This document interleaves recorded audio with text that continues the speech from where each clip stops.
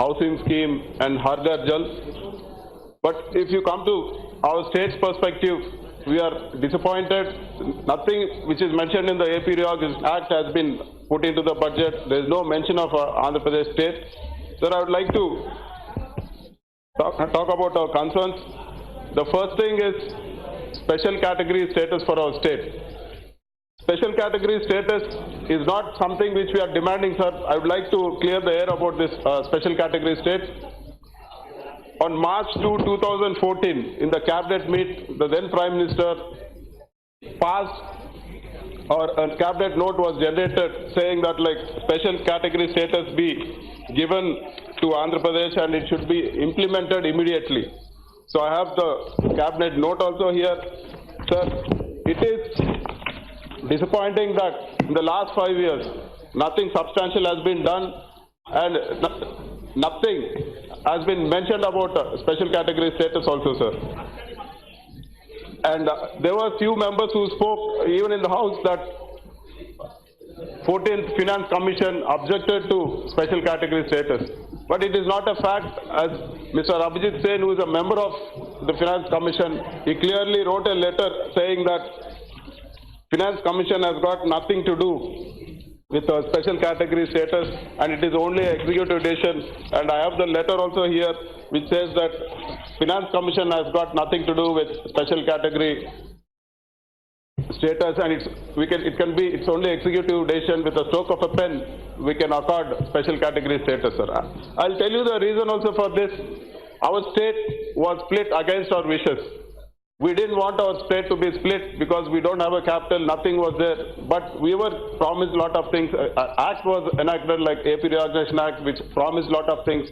But if you see today, nothing, no word has been kept. What word has been given in the floor of the House, it has not been fulfilled also. To give the magnitude of the situation in Andhra Pradesh, I would like to quote again, sir. I've spoken about this earlier also. I just want to bring to the notice of the House again. The debt of our state from independence for the residual state of Andhra Pradesh was 90,000 crores.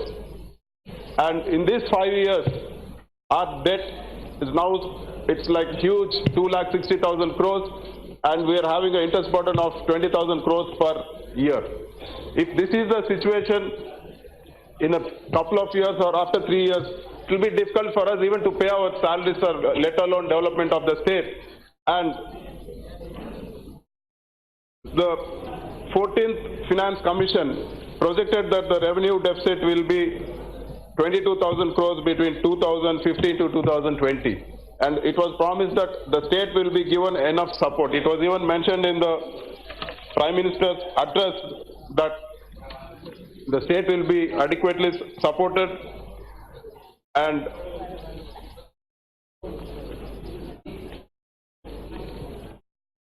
but if you see, sir, all the words given in the floor of the House, what has been done? Nothing has been done, sir. They are not keeping up any promises. We want support to our state. We've been unjustly divided. We expect support from the government. It is right time to act also, because the 22,000 revenue deficit which was expected in the last 5 years is close to almost 63,000 crores. Like, how do you expect a new state without a capital, without proper infrastructure to generate such amount? And that is our question, sir. And a lot of industrial incentives have also been promised, and 1 or 2 incentives have been announced for our state. But to give a real fact, if you to see what actually came to our state, even in spite of these incentives, nothing substantial has come in. If you see the report of DIPP, Department of Industrial Policy and Promotion, nothing more than 4,000, 5,000 crores investment has come in for the past 5 years, apart from 1 year where we got 9,000 crores. So if you check all the IEM points, to incentives, the stark reality where nothing substantial is happening. We are not getting proper employment. We have a lot of youth. They are all highly disgruntled because we can't see a proper future where our youth is going to get jobs. So special category status, as was promised, is our demand. We want special category status to be implemented, sir. We are not asking something which is new. What you have promised, it's time to keep up your word. That is what we are demanding. And if you get into this AP Reorganization Act, which was passed in the floor of this House, a lot has been promised.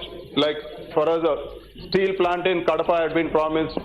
There's no mention in the budget. There's no fund allocation for that.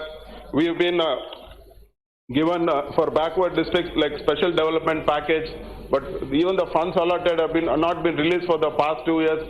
And even if you see in the Prime Minister's speech, it was told that a development package in the lines of Koraput, Bolangir, Kalahandi package will be given. But there's nothing, there's no mention also. And even a package like Bundelkhand, a special package like the Bundelkhand package will be given. But so far there's no mention at all. The AP Reorganization Act clearly states in Section 94, Para 1, it says the central government shall take appropriate fiscal measures, including offering of tax incentives to the successor states to promote industrialization and economic growth in both the states.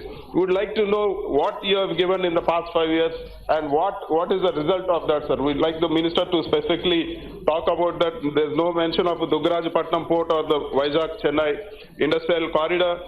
Sir, even the metro rail project is going at a snail pace. Nothing has started. And let alone the Visakhapatnam, Tirupati airports, they were promised to be international airports. You forget developing the airports, sir. The flights now are getting cancelled. We've requested the minister not to cancel the flights because of our state should be treated in a special way. Sir, one more thing. The Polavaram project is like lifeline for our states, very important. I would like to bring to the notice of the Honorable Minister that Polavaram project is a national project which was supposed to be built by the central government. But the part of the NDA government's decision was that the state government would construct it. But one thing we're not able to understand, sir, Polavaram project cannot be built in 1 year. It takes like 6-7 years, and now it's going to take 2 or 2.5 years more to construct it. The central government said that we will only stick to the initial proposed amount and we will not increase the value of the Polavaram project. This is not fair because it is an irrigation project. The foundations may vary and the cost is bound to change. There are escalations. So we request that the total cost of a Polavaram project be borne by the central government as it was promised. And sir, one more issue I would like to minister to clear air about this. The 15th Finance Commission, as part of devolution of funds to the states, is taking the 2011 population census. Earlier it was 1971 population census, but if you take the 2011 population census, states like Andhra Pradesh, which effectively implemented family planning control, will be grossly affected because our population has been controlled very well. There have been like a lot of effective measures taken by the government. If you see, there have been a lot of slogans like we too, ours too, and all this effective family things. But if we are not going to be treated, this is not going to be, this is not going to be considered according to 1971. And if our population is down and funds are going to be down, then I think the population control measures is not really going to matter. We wish that justice be done in this and proper measures are taken so that states which effectively implemented population measures are not at a disadvantage. And there is one more scheme, Har Ghar Jal.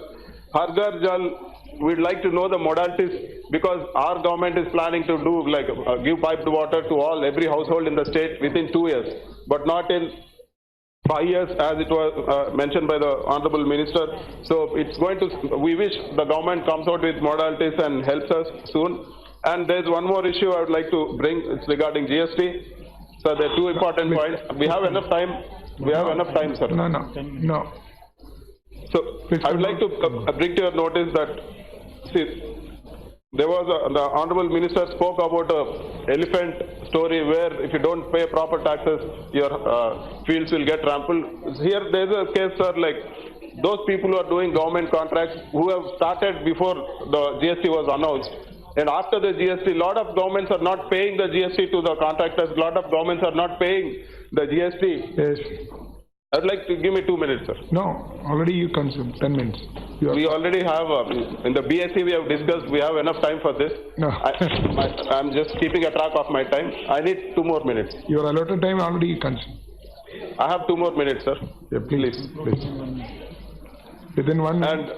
1 minute. The governments are not paying the GST to the people doing the government contracts, but the GST department is putting penalties and filing cases on them. So we'd like the government to devise a mechanism where if the governments don't pay the GST to the business community, it should be, prevented from putting penalties and things like that. And one more thing, sir, I would like to say that if Make in India has to be successful, the banking system has to be put in place. So, due to the paucity of time, I think I will close it with this here. Thank you, sir. Thank you. Honorable Member for Saudar Roy ji. Sir, I rise to speak on the finance bill. The finance bill should normally deal with the tax proposals of the government. But this finance bill deals with a lot of other things which it should not deal. I'll mention that later. Before starting my speech, I have a suggestion to make to the government. I heard Mr. Nishikant Dubey in silence, and I suggest that he be made a minister of the government, since he knows so much about corruption that a